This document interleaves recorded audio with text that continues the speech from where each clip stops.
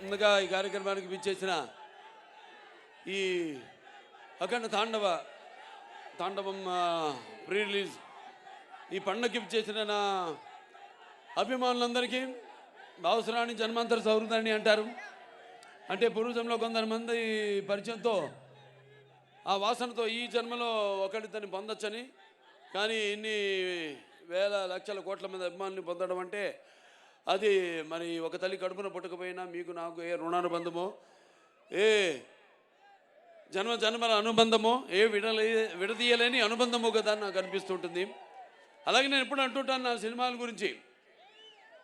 ఇప్పుడే బోయపాటి గారు అన్నారు, రక్తానికి జాతి లేదు, రక్తానికి జాతి లేదు, మాంసానికి మతం లేదు, చర్మానికి కులం లేదని. అలాగే ఇవాళ ఈ దైనందిన కార్యకలాపాల్లో పడిపోయి మనిషి అన్నవాడు ఈ యొక్క నిత్యవసర వస్తువులు, అన్నం, నీళ్ళు, మిగతా వాటితో పాటు సినిమాను కూడా ఎంచుకున్నాడు. అటువంటిది ఆ సినిమా ఎలా ఉండాలి అన్నది ఆలోచించాల్సింది మన చలనచిత్ర పరిశ్రమలో పెద్దలు.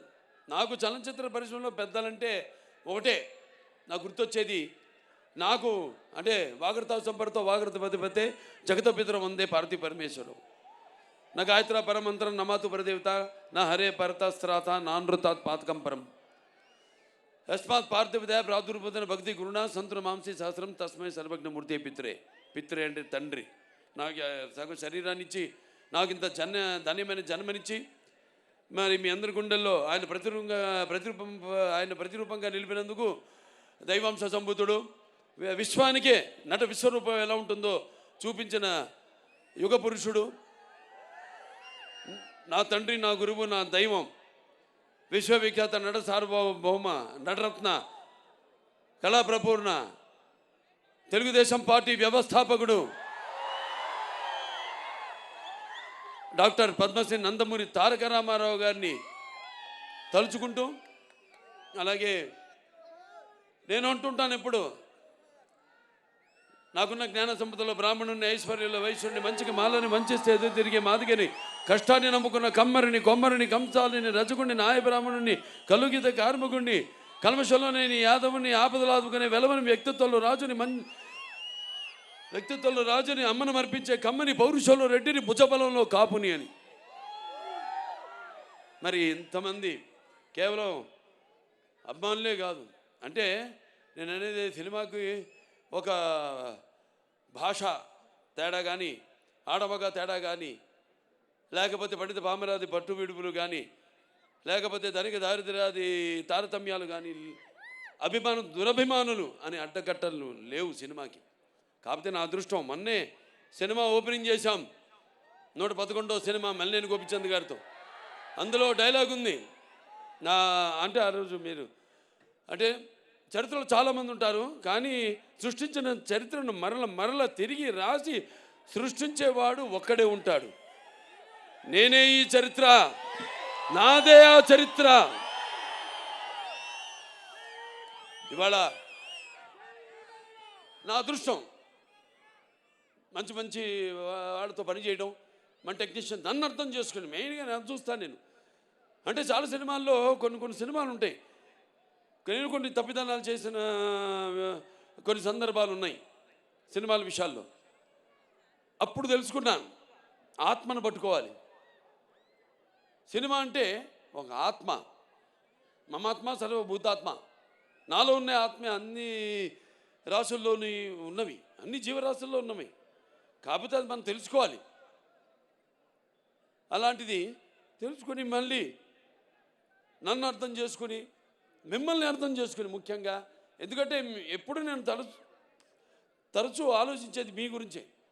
అంటే నేను భోంచేస్తున్నా, నేను ఊపిరి పీల్చేది, లేకపోతే నేను పడుకున్నప్పుడు కళలు కన్నా, అంటే కళ్ళు మూసుకుంటే కనేది కళ, కళ్ళతో అభినయించేది కళ, నిద్రపోతున్నప్పుడు కనేది కళ, నిద్రపోతున్న సమాజాన్ని మేల్కొల్పేది కళ.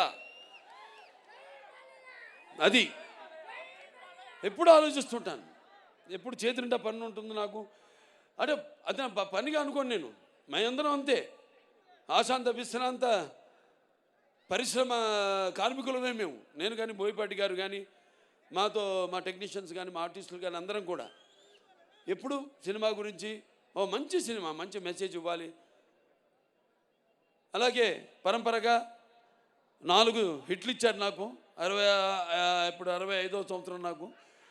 2021లో అఖండ, అప్పుడు బాగా ఈ కోవిడ్ ఉన్నప్పుడు, బాగా ప్రస్తుతంలో ఉన్నప్పుడు, ఈ పాండమిక్ ఉన్నప్పుడు భారతదేశపు చలనచిత్ర పరిశ్రమ మొత్తం కూడా, భారతదేశమే కాదు ప్రపంచం అంతా కూడా భయపడుతున్న తరుణంలో చిత్ర పరిశ్రమలు అఖండ చిత్రం విడుదల చేసి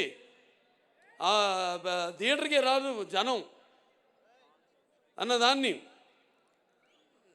దానికి విరుద్ధంగా సినిమాని ఘన విజయం చేసి మంచి సినిమాని మేము ఎప్పుడు ఆదరిస్తాం అని ఆనాడు ఆ విజయాన్ని చేకూర్చున్న నా తెలుగు ప్రజలందరికీ ముఖ్యంగా, ఎందుకంటే నాన్నగారు ఎప్పుడు ముందు ఒక అడుగు ముందు ఆలోచించేవారు. ఆయన ప్రజల కంటే కూడా విజన్ అయింది, విజనరీ ఎప్పుడు.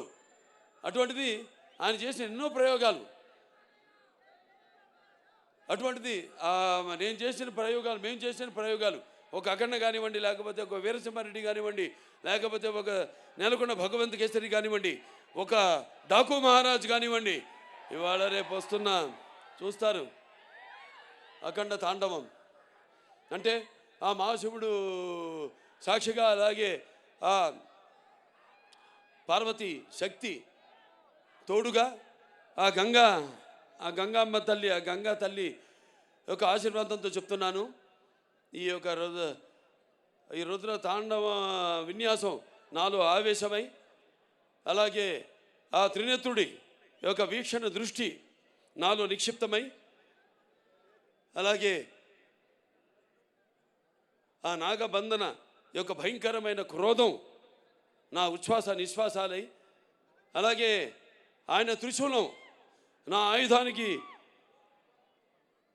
శక్తి శౌర్యమై ఎలా ఉంటుందో నా పాత్ర రేపు చూడబోతున్నారు. అంతే చెప్తా ఈ సినిమా గురించి, అంతకంటే నేను చెప్పను. చూస్తారు సినిమా. చెప్పేదంతా మా బోయపాటి గారు చెప్పరనుకున్నా, కొంచెం చెప్పేశారు సినిమా గురించి. సో అటువంటిది అఖండ చిత్రం. మరి ఎంతోమంది, ముఖ్యంగా ఈ నా చిత్రానికి మా డైరెక్టర్ గారి గురించి ఇప్పుడు నా గురించి చెప్పరా, అలాగే నేను ఆయన గురించి చెప్పను. ఆయన నా గురించి చెప్పలేదని కాదు, కానీ మేము చెప్పుకోవడానికి ఏముంది, 3 ముక్కలు, ప్యాకెట్లో 3 ముక్కలు, 3 నిమిషాలు మాట్లాడుకుంటాం ఏదైనా సినిమా చేయాలనుకుంటే, అంతే.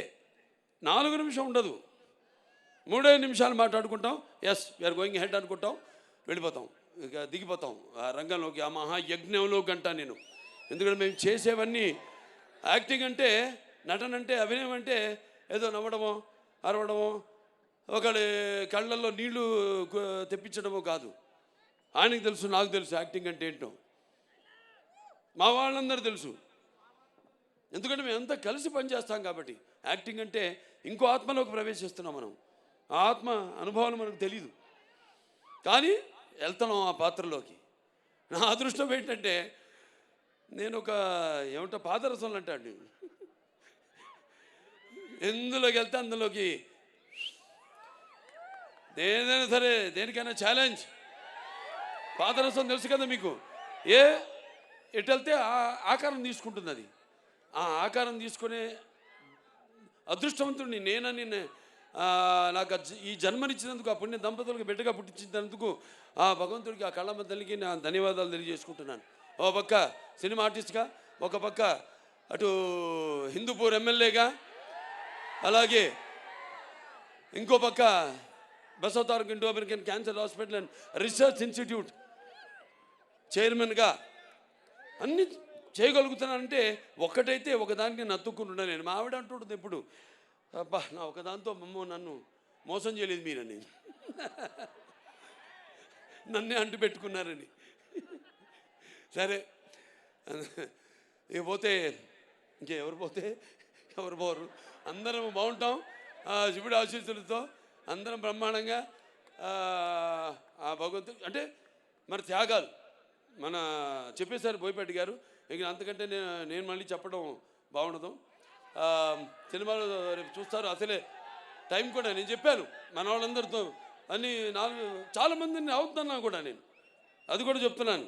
బాధపడేవాళ్ళు బాధపడతాను, ఏదైనా ముక్కు సూటుగా మాడతాను. నేనేమన్నా నా మాట ముక్కు సూటిగా ఉంటుంది, నా మాట సూటిగా ఉంటుంది, నా మాట ముక్కు సూటిగా ఉంటుంది. ఎందుకంటే మళ్ళీ మనం ఎన్నో పండుగలు చేసుకోబోతున్నాం ఈ సినిమాకి.